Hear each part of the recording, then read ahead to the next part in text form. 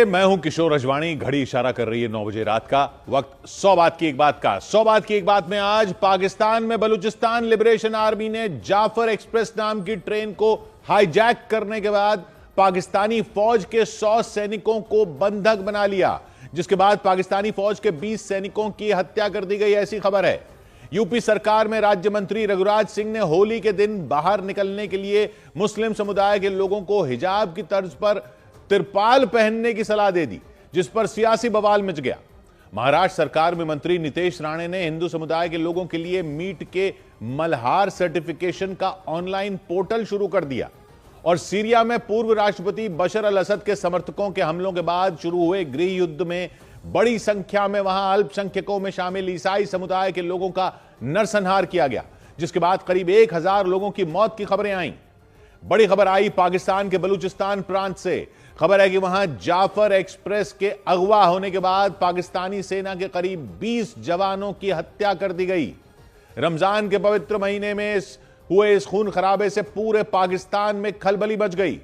बलूचिस्तान के कच्ची जिले, जिसे पहले बोलान जिला कहते थे, वहां से गुजर रही उस ट्रेन को अगवा करने की जिम्मेदारी BLA यानी बलूचिस्तान लिबरेशन आर्मी ने ली। BLA ने दावा किया कि उसके लड़ाकों ने करीब 500 यात्रियों से भरी उस ट्रेन पर कब्जा जमा लिया। यही नहीं, खबर आई कि ट्रेन में सवार 180 से ज्यादा लोगों को बंधक भी बना लिया गया। बंधक बनाए गए लोगों में ज्यादातर पाकिस्तान की सेना और पुलिस के जवान बताए गए, जबकि इनमें पाकिस्तान सरकार के कर्मचारी भी हैं। खबरों के मुताबिक बंधकों में पाकिस्तानी फौज के करीब 100 सैनिक शामिल हैं। ट्रेन हाईजैक करने के साथ ही BLA के लड़ाकों ने चेतावनी दे दी कि अगर उनके खिलाफ ऑपरेशन चलाया गया तो वो सभी बंधकों को गोली मार देंगे। मतलब पाकिस्तान की सरकार और वहां की सेना को खुली चुनौती दे दी गई। पाकिस्तान के मीडिया के मुताबिक उस ट्रेन को बलूचिस्तान के मशकाफ नाम के रेलवे स्टेशन के नजदीक एक टनल के पास अगवा किया गया। ट्रेन पर कब्जे के फौरन बाद BLA यानी बलूचिस्तान लिबरेशन आर्मी के लड़ाकों ने धमकी दे दी कि अगर उनकी मांगें नहीं मानी गईं तो वो एक एक बंधक की हत्या कर देंगे। और इसके बाद तो बलूचिस्तान ही नहीं, पूरे पाकिस्तान में हड़कंप मच गया। वहां की सरकार से लेकर सेना तक के पसीने छूट गए। पाकिस्तान के मीडिया के मुताबिक BLA के लड़ाकों ने लोगों से भरी ट्रेन पर घात लगाकर हमला किया। दावा किया गया कि उन्होंने रेलवे ट्रैक पर बम लगाकर विस्फोट कर दिया और ट्रेन के रुकते ही हथियार लिए लड़ाके उस पर टूट पड़े। जानकारी के मुताबिक 9 बोगियों वाली उस ट्रेन में 500 से ज्यादा लोग सवार थे, जिनमें पाकिस्तान के सैनिक, वहां की पुलिस के जवान और सुरक्षा एजेंसियों के लोग भी शामिल बताए गए। BLA ने पाकिस्तानी सेना के 100 से ज्यादा जवानों को बंधक बनाने का दावा कर दिया। यही नहीं, हाईजैक का विरोध करने वाले पाकिस्तानी सैनिकों को गोली मारे जाने की भी खबर सामने आई। हालांकि BLA के मुताबिक उसके लड़ाकों ने जाफर एक्सप्रेस नाम की उस ट्रेन में सवार बच्चों और महिलाओं को छोड़ दिया, लेकिन पाकिस्तान की सरकार ने इस मामले में कोई जानकारी नहीं दी। रमजान के महीने में ट्रेन को अगवा कर उसमें सवार बंधकों को बंधक बनाए जाने की घटना से पाकिस्तान में दहशत फैल गई। पाकिस्तान के मीडिया के मुताबिक BLA के लड़ाकों ने पूरी तैयारी के साथ जाफर एक्सप्रेस पर धावा बोला।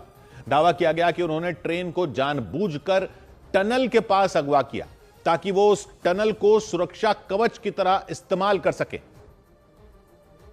और इसीलिए जाफर एक्सप्रेस को BLA के कब्जे से छुड़ाना बेहद मुश्किल काम माना जा रहा है। पाकिस्तान के मीडिया के मुताबिक जाफर एक्सप्रेस बलूचिस्तान की राजधानी क्वेटा से खैबर पख्तूनख्वा की राजधानी पेशावर जा रही थी। इसी बीच रास्ते में बलूचिस्तान के कच्ची जिले में उस पर हमला कर दिया गया। बताया गया कि वो ट्रेन मशकाफ नाम के रेलवे स्टेशन को पार कर टनल वाले रास्ते से गुजर रही थी। इस रास्ते में एक एक कर 8 सुरंगें पड़ती हैं। सुरंगों को भी मशकाफ के नाम से ही जाना जाता है। उन ऐतिहासिक सुरंगों को करीब 130 साल पहले अंग्रेजों ने बनवाया था। और BLA के लड़ाकों ने 8 नंबर वाली सुरंग में जाफर एक्सप्रेस को हाईजैक कर लिया। बताया गया कि ऐसा सोची समझी रणनीति के तहत किया गया ताकि पाकिस्तान की सेना और सुरक्षा टीमों को ट्रेन तक पहुंचने से रोका जा सके, क्योंकि ट्रेन के सुरंग में होने से वहां आसमान से ऑपरेशन चलाना लगभग नामुमकिन हो गया। ले देकर जमीन वाला रास्ता बचा, वो भी सिर्फ टनल के आगे और पीछे वाले रास्ते से। लेकिन पाकिस्तानी सेना के लिए ट्रेन तक पहुंचना तो दूर, मशकाफ टनल में घुसना ही बड़ी चुनौती मानी गई। लेकिन जाफर एक्सप्रेस पर हमला कोई पहली बार नहीं हुआ। पाकिस्तान में सबसे लंबे रेल रूट पर चलने वाली ट्रेन जाफर एक्सप्रेस पहले क्वेटा से रावलपिंडी तक चला करती थी, लेकिन 2017 में इसका रूट बढ़ाकर बलूचिस्तान की राजधानी क्वेटा से खैबर पख्तूनख्वा के प्रांत की राजधानी पेशावर तक कर दिया गया। और पेशावर से क्वेटा के बीच का यह सफर करीब 34 घंटे का है। हालांकि पाकिस्तान के नक्शे पर देखें तो उत्तर में खैबर पख्तूनख्वा की राजधानी पेशावर है, उसके ठीक नीचे यानी दक्षिण में बलूचिस्तान प्रांत है जिसकी राजधानी क्वेटा है। लेकिन जाफर एक्सप्रेस पाकिस्तान के चारों प्रांतों से होकर गुजरती है। पेशावर के बाद रावलपिंडी, फिर झेलम, लाहौर, खानेवाल, बहावलपुर और जैकबाबाद होते हुए ये क्वेटा पहुंचती है। यानी पाकिस्तान के कई अहम शहर इस ट्रेन के रूट पर पड़ते हैं। इसीलिए क्वेटा और पेशावर के बीच का ये फासला 1632 किलोमीटर का है। और इतने लंबे सफर को तय करने में ये ट्रेन पूरे 34 घंटे का वक्त लेती है। उस पर भी बड़ी बात यह कि इस ट्रेन में पाकिस्तानी सरकार के कर्मचारी और सेना के जवान बड़ी संख्या में सफर करते हैं। इस बार जब ट्रेन को अगवा किया गया उस वक्त भी बलूचिस्तान में अलग अलग जगहों पर तैनात पाकिस्तानी फौज के जवान छुट्टी मनाने अपने घरों की तरफ जा रहे थे, जिन्हें निशाना बनाने के लिए ही बलूचिस्तान लिबरेशन आर्मी ने ट्रेन को हाईजैक करने का प्लान बनाया और फिर अपने उस प्लान को अंजाम भी दिया। मतलब ट्रेन हाईजैक कर ली, पूरी ट्रेन हाईजैक कर ली। हालांकि ऐसा पहली बार नहीं है जब जाफर एक्सप्रेस को निशाना बनाया गया हो। बलूचिस्तान लिबरेशन आर्मी के खूंखार आतंकी इससे पहले भी इस ट्रेन को कई बार निशाना बना चुके हैं। हालांकि पूरी ट्रेन को हाईजैक करने की घटना इससे पहले कभी नहीं हुई, लेकिन कई बार पाकिस्तान की सरकार और सेना को ट्रेलर दिखाया जा चुका है। 16 अगस्त 2013 को इसी जाफर एक्सप्रेस पर बोलान जिले के माज शहर के पास रॉकेट से हमला हुआ। हमले में 2 लोगों की मौत हुई और 10 लोग जख्मी हुए। उस वक्त भी बलूचिस्तान लिबरेशन आर्मी ने ही हमले की जिम्मेदारी ली थी। फिर 2013 में ही 21 अक्टूबर को भी नसीराबाद जिले में जाफर एक्सप्रेस पर बम फेंककर हमला किया गया था और उस हमले में 7 लोगों की मौत हो गई थी। फिर 2014 में भी 8 अप्रैल को जाफर एक्सप्रेस आतंकी हमले का शिकार बनी। ट्रेन पर बम बरसाए गए जिसमें 13 लोगों की मौत हो गई थी और कई लोग जख्मी हो गए। हालांकि उस वक्त बलूचिस्तान की आजादी की मांग करने वाले एक दूसरे संगठन यूनाइटेड बलोच आर्मी ने हमले की जिम्मेदारी ली थी। जाफर एक्सप्रेस पर ये सारे हमले बलूचिस्तान में ही हुए, खासतौर पर बोलान जिले में और उसके आसपास के इलाकों में ही इस ट्रेन को निशाना बनाया गया। ये वो इलाके हैं जहां बलूचिस्तान की आजादी के लिए संघर्ष कर रहे संगठनों का सबसे तगड़ा असर है। इनमें कुछ इलाके तो ऐसे हैं जिन पर बीएलए अपने कब्जे तक का ऐलान कर चुका है। हालांकि किसी ट्रेन को हाईजैक करने की दुनिया में बहुत कम घटनाएं हुई हैं। ट्रेन को हाईजैक करने के लिए न सिर्फ बहुत बड़ी संख्या में हथियारों की जरूरत पड़ती है बल्कि बहुत बड़ी फौज की भी जरूरत पड़ती है, क्योंकि यात्रियों को ले जाने वाली ट्रेनों में कम से कम 6 से 8 डिब्बे जरूर होते हैं और ट्रेन में सफर करने वाले यात्रियों की संख्या सैकड़ों में होती है। ऊपर से ट्रेन की औसत लंबाई होगी कम से कम 500 मीटर यानी करीब आधा किलोमीटर या इससे भी ज्यादा। इसीलिए एक ट्रेन को काबू में करने के लिए एक बड़ी फौज की जरूरत होगी। जिस जाफर एक्सप्रेस ट्रेन को पाकिस्तान ने निशाना बनाया उसमें करीब 500 लोग सवार थे जो ट्रेन के 9 डिब्बों में फैले हुए थे। ऊपर से ट्रेन में बैठे लोगों में 100 से ज्यादा सेना के जवान भी थे। फिर भी बलूचिस्तान लिबरेशन आर्मी की मजीद ब्रिगेड के खूंखार लड़ाके पूरी ट्रेन को हाईजैक करने में कामयाब हो गए। ऊपर से बलूचिस्तान लिबरेशन आर्मी के लड़ाकों ने पाकिस्तानी फौज की जमीनी ब्रिगेड के छक्के छुड़ा दिए। हाईजैक हुई ट्रेन को छुड़ाने पहुंचे सैनिक जब आतंकियों के सामने लाचार हो गए तो आसमान के रास्ते पाकिस्तानी सेना ऑपरेशन चलाने को मजबूर हो गई। लेकिन इससे पहले यह जरूर साफ हो गया कि बलूचिस्तान की आजादी की लड़ाई लड़ रहे संगठनों के पास न तो सैनिकों की कमी है, न ही हथियारों की और न ही रणनीति की। और दावा किया गया कि रमजान के महीने में बलूचिस्तान में हुए इस सबसे बड़े ट्रेन हाईजैक को बीएलए की मजीद ब्रिगेड ने अंजाम दिया। इसे आत्मघाती दस्ता भी कहा जाता है। अपने इसी आत्मघाती रवैये की वजह से मजीद ब्रिगेड को सबसे खतरनाक माना जाता है, क्योंकि मजीद ब्रिगेड के आतंकी अपने मकसद को अंजाम देने के लिए अपनी जान की परवाह तक नहीं करते। इसी वजह से मजीद ब्रिगेड बीएलए यानी बलूचिस्तान लिबरेशन आर्मी की सबसे घातक ब्रिगेड मानी जाती है। ये एक आत्मघाती ब्रिगेड है, मतलब इससे जुड़े आतंकी न तो अपनी जान की परवाह करते हैं न ही दूसरे की, और उन्हें जब वहां जाकर हमला करने के आदेश मिलते हैं तो वहां फट पड़ते हैं और खुद को भी तबाह कर लेते हैं। बलूचिस्तान की आजादी की लड़ाई लड़ने का दावा करने वाली मजीद ब्रिगेड को 2011 में बनाया गया था। 1975 में पाकिस्तान के प्रधानमंत्री रहे जुल्फिकार अली भुट्टो को मजीद लांगो नाम के उनके एक सुरक्षा कर्मी ने मारने की कोशिश की थी। उसकी मौत के बाद उसके छोटे भाई ने भी 2011 में पाकिस्तानी सेना के साथ मुठभेड़ में जान गंवा दी थी। उसका नाम भी मजीद ही था। ये दोनों ही बीएलए से जुड़े थे और इसी वजह से इन दोनों भाइयों की मौत के बाद बीएलए ने अपनी नई ब्रिगेड का नाम मजीद ब्रिगेड रखा था, जिसने 2011 के बाद से पाकिस्तानी सेना और वहां के कई नेताओं पर आत्मघाती हमलों की झड़ी लगा दी। और मजीद ब्रिगेड जैसे ही कई और छोटे छोटे संगठनों के दम पर बीएलए बलूचिस्तान में आजादी की लड़ाई लड़ते रहने का दावा करती रही है। बलूचिस्तान में आजादी की लड़ाई दशकों से चल रही है। बलूचिस्तान के लोगों का मानना है कि पाकिस्तान की सेना और सरकार ने हमेशा उनके साथ सौतेला व्यवहार किया और इसी वजह से 1947 में जब पाकिस्तान बना उसके अगले ही साल से बलूचिस्तान में आजादी की मांग तेज हो गई थी। बलूचिस्तान पाकिस्तान का सबसे बड़ा प्रांत है जिसकी सीमा ईरान और अफगानिस्तान से लगती है। पाकिस्तान के इस हिस्से में बलोच और पश्तून समुदाय के लोग रहते हैं। ये वो इलाका है जहां खनिजों का भंडार है और इस लिहाज से इसे आर्थिक रूप से पाकिस्तान का सबसे मजबूत प्रांत होना चाहिए था। लेकिन बलूचिस्तान के लोगों का कहना है कि पाकिस्तान की सरकार और सेना ने कभी उनकी और उनके इलाकों की फिक्र ही नहीं की और बलूचिस्तान का शोषण किया। इसी वजह से 1948 से शुरू हुई बलूचिस्तान की आजादी की जंग कभी थमी ही नहीं। इसी आजादी की लड़ाई ने 1970 के आसपास BLA यानी बलूचिस्तान लिबरेशन आर्मी को जन्म दिया, जिसने बलूचिस्तान में कई बार आजादी के लिए बड़े पैमाने पर हुए आंदोलनों की अगुवाई भी की।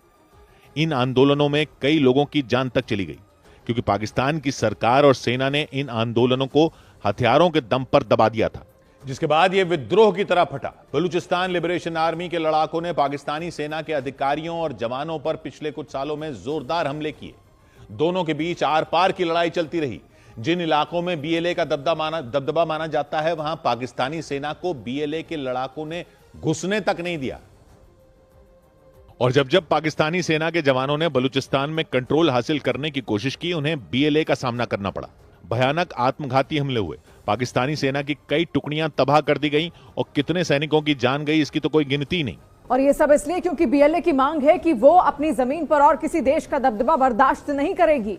और BLA का आरोप है कि पाकिस्तान ने खुद तो बलूचिस्तान को बर्बाद किया ही, साथ ही इसमें चीन को भी हिस्सेदार बना लिया। चीन का CPEC प्रोजेक्ट इसी बलूचिस्तान से होकर गुजरता है। ये हाईवे, रेल और पाइपलाइनों का करीब 3000 किलोमीटर लंबा रूट है जो चीन के शिनजियांग प्रांत से शुरू होकर पाकिस्तान में बलूचिस्तान के ग्वादर पोर्ट तक जाएगा। और यही BLA नहीं चाहती और इसी वजह से उसने न सिर्फ पाकिस्तानी सेना बल्कि CPEC प्रोजेक्ट में लगे चीन के मजदूरों और इंजीनियरों को भी निशाने पर लिया।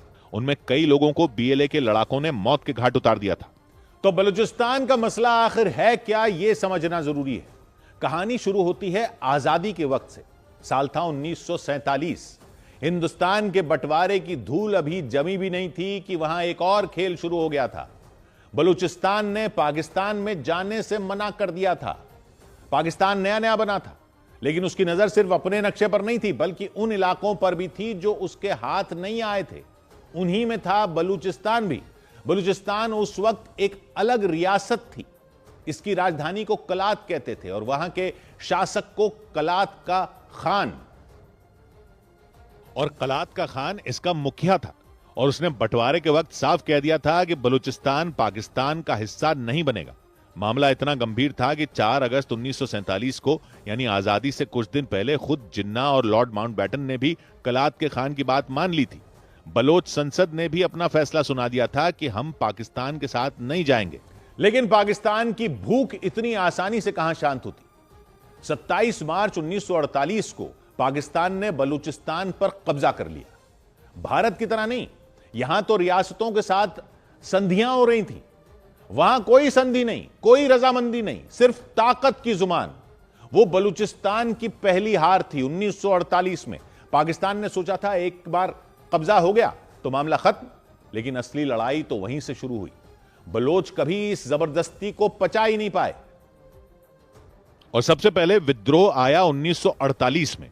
खान ऑफ कलात के भाई ने पाकिस्तान के खिलाफ हथियार उठा लिए, लेकिन यह आग बुझी नहीं बल्कि और तेज हो गई। 1958 में बलोच विद्रोह फिर भड़का। इस बार पाकिस्तान ने जवाब दिया फौज भेजकर, बम बरसाकर। खुद राष्ट्रपति अयूब खान ने ऑपरेशन चलाया। बलोच नेता नारोज खान को गिरफ्तार किया और उसके बेटों को फांसी दे दी। तो पाकिस्तान का संदेश साफ था कि बगावत की तो मौत मिलेगी। लेकिन इससे बलूचिस्तान शांत नहीं हुआ, उल्टा जख्म और गहरे हो गए। फिर आया 1973 में जुल्फिकार अली भुट्टो ने बलूचिस्तान सरकार बर्खास्त कर दी। इस बार गुस्सा और ज्यादा उबल गया। 80,000 पाकिस्तानी सैनिकों को बलूचिस्तान में तैनात किया गया। हेलीकॉप्टरों से गांव के गांव उड़ाए गए, जिनमें कई हेलीकॉप्टर ईरान ने पाकिस्तान को दिए थे।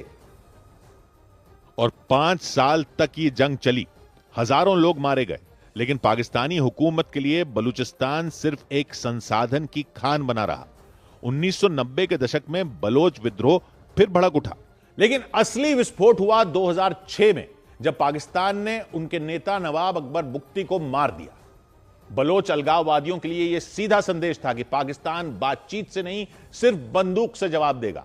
इसके बाद से हमले तेज होने लगे और फिर आया CPEC यानी चीन पाकिस्तान इकोनॉमिक कॉरिडोर, जिसने बलोचों की बगावत को और उग्र कर दिया। ग्वादर पोर्ट, संडक प्रोजेक्ट, रिकोडिक खदान, सब कुछ चीन को बेच दिया गया। स्थानीय लोगों को न नौकरी मिली न हिस्सा मिला, उल्टा बलोचों की जमीनें हड़पी जाने लगी। इस्लामाबाद और बीजिंग को लगा कि पैसा फेंक कर मसला हल कर लेंगे, लेकिन यहां से लड़ाई और बढ़ गई। और आज हाल यह है कि बलूचिस्तान में मजीद ब्रिगेड जैसे आत्मघाती दस्ते बन चुके हैं।